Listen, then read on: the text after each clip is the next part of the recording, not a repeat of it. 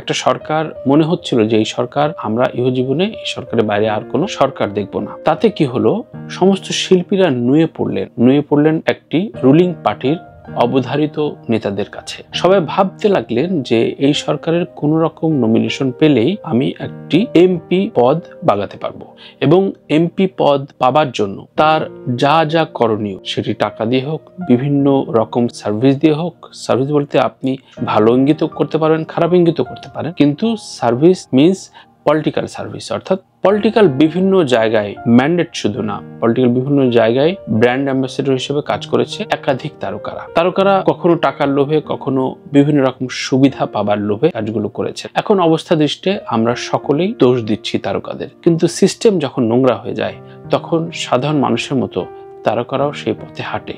তারকারা তো আমি, আপনি, আমাদের মতো মানুষ, আমাদের মতোই লোভী, আমাদের মতোই একটা সুযোগ খোঁজার ভেতরে সন্ধান করে যে কিভাবে আমি একটু সুবিধা পেতে পারি। কারণ আমাদের দেশে সিস্টেমে কোনো সবিজ জগতের কোনো পেনশন নাই, কোনো রকম নিশ্চয়তা নাই। এক পর্যায়ে এমন হয়েছিল যে প্রতি বছরই অন্তত 8 থেকে 10 জন তারকা অসুস্থ হয়ে গেলে তার জন্য ভাতা নিতে হতো বিগত প্রধানমন্ত্রীর কাছ থেকে, এবং সেই ছবি বেশ অফিসিয়ালি প্রকাশ করা হতো যে একজন শিল্পী প্রধানমন্ত্রীর কাছ থেকে ভাতা নিচ্ছেন। এটি যেমন লজ্জা, ঠিক তেমনি সবিজ জগৎ যে বিকলাঙ্গ হয়ে গেছে তার যে উত্তরণ নাই সেটি প্রমাণ করে।